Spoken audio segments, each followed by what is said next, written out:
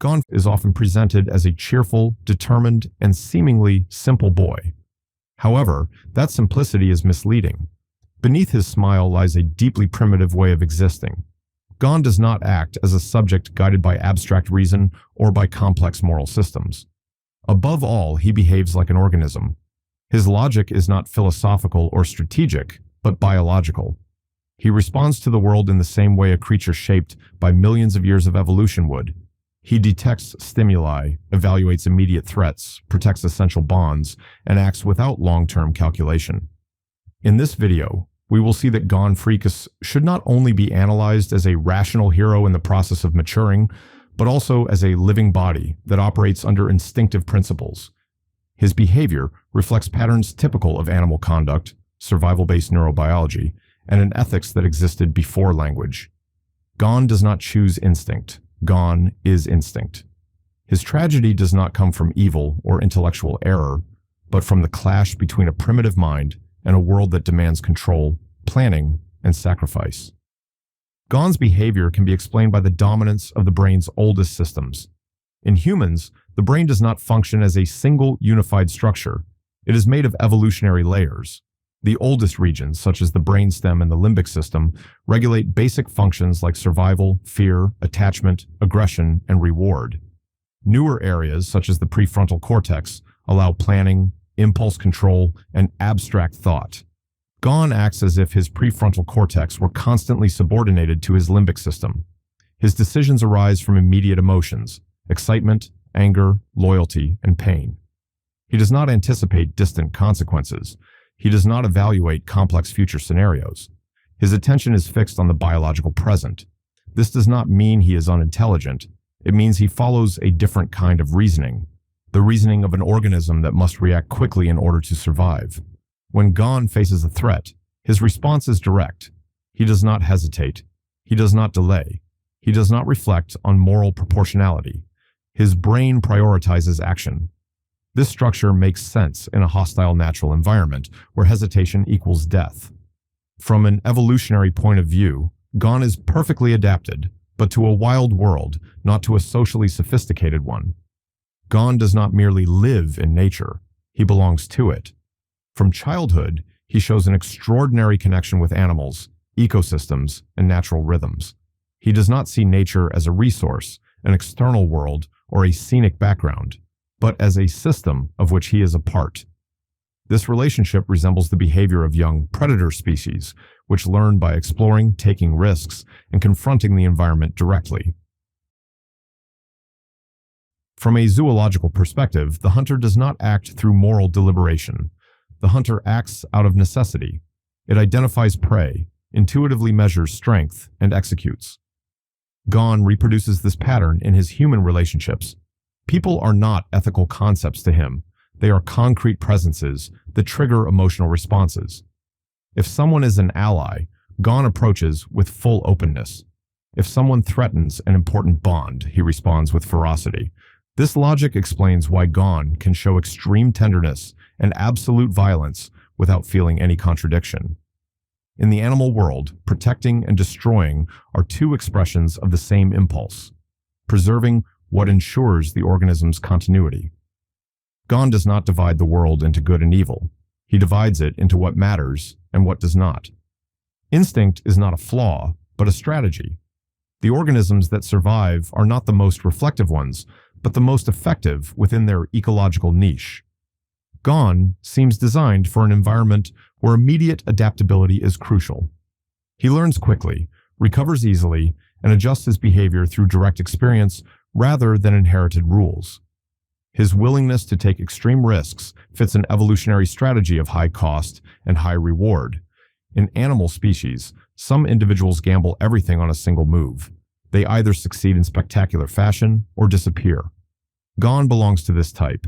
He does not conserve energy. He does not hold back. He lives as if the future does not exist. This way of living can produce extraordinary feats, but it also opens the door to self-destruction. Evolution does not guarantee psychological well-being. It only selects functional or reproductive efficiency. Gon is effective in action, but fragile in stability. His organism is built for confrontation, not for long-term continuity. That is why his story moves toward collapse. A body designed for the instant cannot sustain a long life without rapid consequences. The figure of Freecss cannot be ignored from a genetic and behavioral perspective. Beyond emotional abandonment, there is a clear inheritance of traits. Ging is also impulsive, restless, and oriented toward direct experience. Both share an instrumental relationship with their own bodies and a disconnection from traditional social norms. Some patterns are not transmitted only through learning, but through genetic predispositions. Novelty-seeking, risk tolerance, and low aversion to harm are linked to specific neurochemical configurations. Gon seems to carry an extreme version of these traits. His dopaminergic system responds intensely to challenges. Danger does not inhibit him, it activates him. This is clearly seen in his relationship with Hisoka, where Gon himself states that even though he feels fear toward this enemy, that fear excites him and makes him want to confront Hisoka. This also explains why Gon does not learn from punishment in the same way other characters do. Pain does not produce avoidance, it produces reinforcement.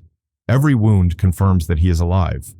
This response is typical of organisms shaped by unpredictable environments, where only the bold gain access to critical resources. In ecology, territory is not just physical space, but a set of essential resources. For Gon, his emotional bonds function as biological territory. Killua, Kite, and even the idea of Ging are not symbolic relationships, they are vital anchors. When one of these elements is threatened, Gon's response mirrors that of an animal defending its habitat. The Chimera Ant arc shows this principle with brutal clarity. Kite's death is not processed as symbolic grief. Gon does not work through the loss. His organism enters an emergency state. His entire system focuses on restoring the lost balance, even at the cost of his own integrity. In ecological terms, sacrificing the body to protect territory is not irrational. It is an extreme preservation strategy. Gon does not seek justice, at least not in the way most people understand justice. He seeks to restore a configuration of the world that his nervous system considers essential. When that is no longer possible, the organism collapses. One of the most striking moments in Hunter x Hunter is Gon's transformation. This event is often interpreted as a conscious decision. However, it can also be understood as a neurobiological response to extreme stress. Under such conditions, the brain can shut down long-term self-preservation mechanisms in order to release immediate resources. Hormones like cortisol and adrenaline, combined with uncontrolled dopaminergic activation, can lead to self-destructive behavior if the perceived goal is important enough. In that state, the future loses value. Only the present exists. Gon does not choose to die later, he chooses to act now. His organism prioritizes conflict resolution over its own continuity. This type of response is seen in animals facing terminal threats. The body empties itself in one final effort. Gon becomes a monster, but one that still follows biological logic. He pushes his instinctive system to its limit. Reason, as we understand it, is a late development in evolutionary history. It requires time, stability, and energy. Gon does not live in an environment that supports these conditions. His world rewards fast action, direct force, and resistance to pain. In that context, overthinking becomes a disadvantage. Gon is not lacking intelligence. He lacks perspective. He does not observe his life from the outside. He lives it from the inside. This total immersion is incompatible with cold reflection. Reason requires distance. Instinct demands fusion. This character is fused with his experience. Gon Freecss's existential fracture does not occur because he is immoral, naive, or immature. He breaks because he is too consistent with his biological nature. Gon remains faithful to an older and more fundamental logic. He lives as a biological organism before he exists as a social subject. He acts as a body before he becomes an idea. His story is not that of a hero who learns, but of a living being who goes as far as his biology allows. Gon confronts us with a truth many may not like. Reason does not seem to be our original state, but a fragile layer placed over deeper impulses. When that layer breaks, animal life emerges. Gon does not think first. He lives first. In that absolute living, He finds both his greatness and his destruction, his light and his darkness. One of the most revealing aspects of Gone Freecss is his difficulty fully integrating into complex cultural structures. From a biological perspective, culture functions as a system that regulates instinct. Rules, laws, and rituals exist to restrain impulses that, in a natural state, would threaten group stability. Gone never fully internalizes these restraints, not because he consciously rejects them, but because his nervous system does not prioritize them. While other characters learn to inhibit automatic responses, Gone maintains a direct link between emotion and action. This makes him a disruptive presence within any social order. He is not rebellious. He is earlier. His behavior resembles that of organisms that evolved before the emergence of complex cooperative structures. Gone acts like an individual from a species with strong physical abilities, but low dependence on symbolic cohesion. This disconnection explains why Gone can live with rules without feeling true loyalty toward them. He follows them when they align with his inner drive and ignores them when they clash with his emotional needs. There is no deep, internalized sense of duty in him. There is only situational response. Gone is often described as empathetic, but his empathy is selective. In biology, this is not contradictory. In many species, empathy is directed only toward close group members. Outside that circle, aggression creates no inner conflict. Gone clearly displays this pattern. He can show genuine care for a friend and complete indifference toward the suffering of a stranger. This form of empathy is not morally sophisticated, but it is evolutionarily efficient. It reduces emotional load and allows fast action. The problem appears when this logic is applied to complex human settings, where broader consideration is expected. Gone does not expand his emotional circle easily. His inner world is small, intense, and exclusive. In the Chimera Ant arc, this limitation becomes clear. Gone cannot recognize humanity in anyone who threatens his emotional territory. His perceptual system classifies the other as a biological obstacle. Gone's dehumanization does not come from ideology, but from an instinctive filter. One of Gone's most unsettling traits is his relationship with time. The future is a complex cognitive construction. It requires episodic memory, mental simulation, and inhibitory control. Gone possesses these abilities in a functional way, but they are not dominant. His experience is anchored in the present. Many animals live in a constant now. They do not plan for years. They respond to short cycles. Gone seems to share this sense of time. When he sacrifices his future to gain immediate power, he is not making a conscious, tragic calculation. He is simply responding to the only time his organism recognizes as real. This turns his story into a biological tragedy, not because he ignores consequences, but because his body does not treat them as priorities. For Gone, the future is a weak abstraction compared to intense emotion. The neurobiology of extreme stress further reduces the ability to project forward. Under threat, the brain collapses into the present. In Gone, the body holds a central place. It is not only a tool for action, it is his main reference for identity. He does not reflect on who he is. He defines himself by what he can do. This relationship resembles organisms that depend directly on physical capacity to survive. The body is not something to preserve. It is something to spend. This logic makes sense in contexts where life is short and dangerous.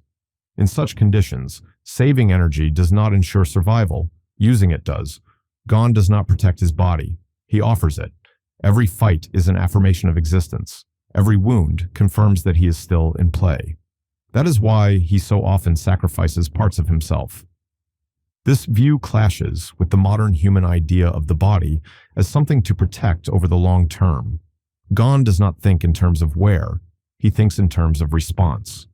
The most important point of this analysis is understanding that instinct, while powerful, is not limitless. It works well in clear situations, fleeing, attacking, defending. It fails in the face of irreversible loss or rationally complex scenarios. Grief demands symbolization. It requires inner language, processing, and time. Gone lacks these tools. When he loses Kite, his organism tries to solve pain through action. He seeks a physical repair for something emotional.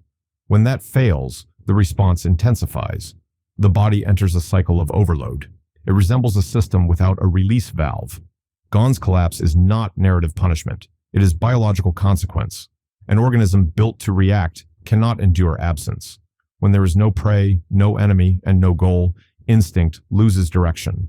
Emptiness appears. Compared to Killua, Gon seems even more primitive. Killua has an equally sharp instinct, but it is paired with learned inhibition and strong reasoning ability. His nervous system was trained to calculate. Gon, by contrast, was never emotionally domesticated. His free upbringing reinforced his direct orientation toward the world. Meruem represents a different path, an organism that develops reflective awareness. Gon does not follow that route. He stays true to his original form. This does not make him inferior, but it does limit him in certain situations. Meruem learns to slow down. Gon accelerates until he breaks. Gon Freecss works as a reminder that beneath our ideas, values, and stories, we remain organisms and biology. Instinct did not disappear. It was covered. Under the right conditions, it returns. Gon is not an anomaly. He is an example of this side of humanity. His story forces us to accept that reason does not always rule, that the body decides before conscious thought, that biology has the final word once emotion crosses a certain threshold. Gon Freecss embodies life without mediation. He does not filter, delay, or overthink. That purity makes him extraordinary and dangerous. In a wild world, he would be perfect. In a world that demands restraint, he becomes unsustainable. His tragedy is not being too instinctive, but living in an environment that exploits that instinct without giving him tools to survive afterward. Gon is not lost because he makes a mistake. He is lost because instinct, taken to the extreme, consumes the organism that carries it. And in that destruction, Hunter x Hunter reminds us that evolution does not promise happy endings, only coherence with the nature that shaped us. What do you think about this character? Leave your opinion in the comments, and thank you for watching this video.